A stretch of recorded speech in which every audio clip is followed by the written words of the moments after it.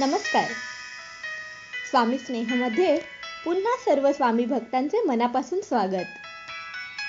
सर्वप्रथम श्री स्वामी समर्थ स्तोत्रास यूट्यूबवर मिळालेल्या तुमच्या उत्स्फूर्त प्रतिसादाबद्दल तुम्हा सर्व स्वामी भक्तांचे आभार मानते. आज आपण आहोत ठाणे घोडबंदर रोड येथील आनंदनगर परिसरात असलेल्या श्री स्वामी समर्थ मठात. या मठाचे व्यवस्थापक श्री हरिभाऊ सूर्यवंशी यांच्याकडून मिळालेल्या माहितीनुसार या मठाची स्थापना 2004 साली करण्यात आली. याआधी वॉचमनच्या पदावर काम करत असलेल्या हरिभाऊंचे मन स्वामी सेवेत रमले आणि साल 2006 पासून ते इथेच या मठात स्वामींच्या सेवेत पूर्णतः रुजू झाले. हा मठ म्हणजेच हरिभाऊंचे घर. पहाटे 4:30 वाजल्यापासून श्री हरिभाऊ यांच्या दिनचर्येत प्रारंभ होतो. या मठात अत्यंत सुंदर रीतीने विधिवत पद्धतीने स्वामींची पूजा केली जाते.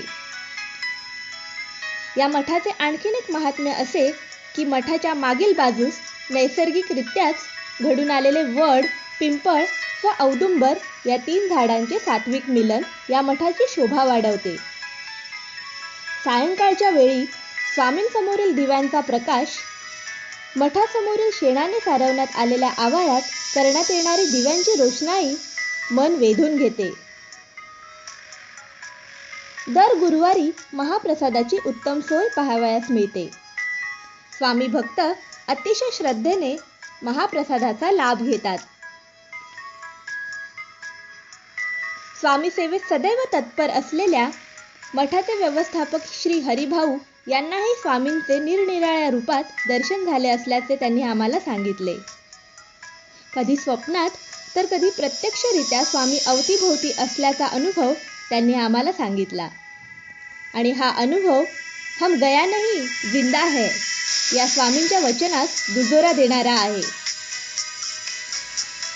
दत्त जयंती दिवशीही हजारोच्या संख्येने स्वामी भक्त या मठाला भेट देतात.